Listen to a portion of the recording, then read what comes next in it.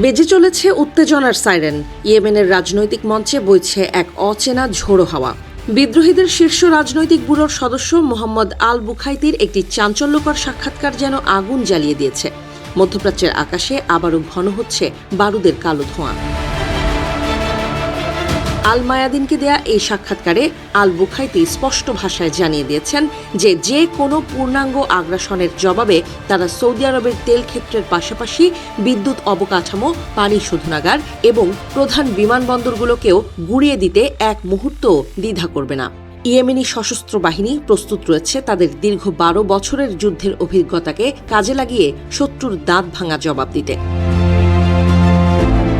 শুধু সৌদি আরবই নয়, একই সঙ্গে ইসরায়েল, যুক্তরাষ্ট্র এবং ঘরের ভেতরের অভ্যন্তরীণ শত্রু এই ত্রিমুখী লড়াইয়ে নামার পূর্ণ প্রস্তুতি তাদের রয়েছে বলে ঘোষণা দিয়েছেন এই প্রভাবশালী নেতারা।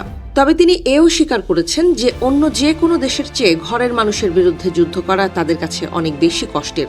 সৌদি আরব ইচ্ছাকৃতভাবে তাদের সামরিক ক্ষয়ক্ষতির আসল তথ্য গোপন করে চলেছে বলেও অভিযোগ তোলেন তিনি। এদিকে ওমানের মধ্যস্থতা সম্পূর্ণভাবে ভেঙে পড়েছে বলে জানিয়েছে বিদ্রোহীরা। রিয়াদের কোনো চুক্তির ওপরই তাদের আর বিন্দুমাত্র আস্থা নেই। আল বুখাইতির সাফ কথা, কোনো ধরনের আলোচনার টেবিলে বসার আগে সৌদি আরবকে অবশ্যই ইয়েমেনে তাদের আগ্রাসন সম্পূর্ণ বন্ধ করতে হবে, অবরোধ তুলে নিতে হবে এবং অভ্যন্তরীণ বিষয়ে হস্তক্ষেপের চিরতরে ইতি টানতে হবে। এই চরম উত্তেজনার মাঝেই ইয়েমেনি সশস্ত্র বাহিনী মোখা ও মারিবের তাদাবিন ক্যাম্পে সৌদিপন্থী বাহিনীগুলোর ওপর আকস্মিক ও শক্তিশালী হামলা চালিয়েছে।